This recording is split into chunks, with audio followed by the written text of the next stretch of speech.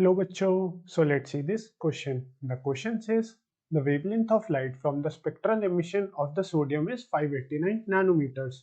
So find the kinetic energy at which an electron and a neutron would have the same de Broglie wavelength. देखिए बच्चों, हमें question में given है कि हमारी एक लाइट है जिसकी वेवलेंथ है 589 नैनोमीटर्स, राइट। एंड हमें अब बताना है कि हमारी काइनेटिक एनर्जी कितनी होगी एक इलेक्ट्रॉन की और एक न्यूट्रॉन की अगर उनकी डी ब्रॉगली वेवलेंथ इक्विवेलेंट है उस लाइट की वेवलेंथ के। तो हमें गिवन है जो ये हमारी वेवलेंथ है बच्चों, यही वेवलेंथ हमारी एक इलेक्ट्रॉन की है और एक न्यूट्रॉन की है as a de Broglie wavelength. तो अब हमें बताना है उनकी काइनेटिक एनर्जी कितनी होगी। तो देखिए बच्चों, यहाँ पे जो हमारा की कॉन्सेप्ट लगेगा वो लगेगा हमारा की concept, it is the formula of de Broglie wavelength. हमारा जो main key formula to use here is the formula of de Broglie wavelength, which is lambda equals to h over mv, where mv is the momentum of the particle and h here is the Planck's constant and lambda is our de Broglie wavelength. Lambda here is our de Broglie wavelength. तो देखिए अब तो हम एक formula जानते हैं बच्चों which is p square over 2m is equal to kinetic energy, जहाँ पे p हमारा होगा momentum of the particle, mass is the momentum, m here is the mass of the particle and kinetic energy is the kinetic energy of the particle. तो यहाँ से अगर हम p की वैल्यू निकालें तो p हमारा इक्वल होगा 2m के ई का whole under root basically. So p here will be 2m ke के बराबर under root of 2m ke. So p here will be under root of 2m ke. तो अगर हम ये वैल्यू हम यहाँ पुट करें lambda equals to h over under root 2m ke, इस वैल्यू हमने इस फॉर्मूले में हमने p की value which is the momentum here, h over p होता है बेसिकली हमारा डी ब्रॉगली वेवलेंथ, तो p को हम यहाँ पे हमने सब्सटीट्यूट करा अंडर रूट 2m ke से, तो हमारा फॉर्मूला कुछ इस टाइप का बनेगा। तो यहाँ पे अगर हम स्क्वायरिंग कर दे both sides, lambda square equals to h square over 2m ke, तो यहाँ से हमारा जो काइनेटिक एनर्जी आ जाएगी वो आ जाएगी equal h square over 2m lambda square के, राइट। तो यहाँ से हमने काइनेटिक एनर्जी देखी वो इक्विवेलेंट होगी h square over 2m lambda square के।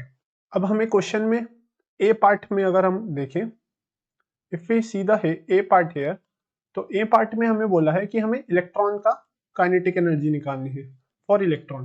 तो इलेक्ट्रॉन का हमारा जो मास होता है वो होता है 9.1 into 10 raise to the power minus 31 kgs, right. तो यहाँ पे अगर हम काइनेटिक एनर्जी निकालें इलेक्ट्रॉन की according to this formula,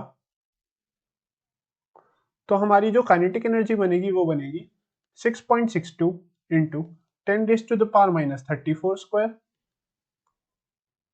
divided by 2 into mass of electron which is 9.1 into 10 raised to the power minus 31 kgs multiplied by lambda square. Lambda here is 589 nanometers. तो हम लिखेंगे 589 into 10 raised to the power minus 9 square. तो यहाँ से अगर हम बच्चों solve करें इस पूरे राइट हैंड साइड को, तो हमारी जो काइनेटिक एनर्जी आएगी फॉर इलेक्ट्रॉन, तो बेसिकली वो हमारी इक्वल होगी 4.34 into 10 raise to the power minus 6 electron volt की, जो कि हमारी इक्विवेलेंट होगी 4.34 micro electron volt. So this much will be the kinetic energy for the electron having wavelength of 589 nanometers. अब हम यहाँ पे अगर बी पार्ट को सॉल्व करें, in the B part it is given the particle this time is neutron, जिसका mass होता है mass of neutron is equal to 1.6 into 10 raised to the power minus 27 kgs. So this is the mass of the neutron, 1.67 basically. तो यहाँ से हमारा जो kinetic energy आएगी for neutron, that will be equal to according to this formula h square over 2m lambda square. तो हम लिखेंगे 6.62 into 10 raised to the power minus 34 square over 2m lambda square. 2 into m, 1.67 into 10 raised to the power minus 27 into lambda square. Lambda again it is 589 nanometers into 10 raised to the power minus 9 whole square. So यहाँ से जो हमारी kinetic energy आएगी for neutron वो आएगी हमारी approximately 2.36 into 10 raised to the power minus 9 electron volts, which is equal to 2.36 nano electron volts.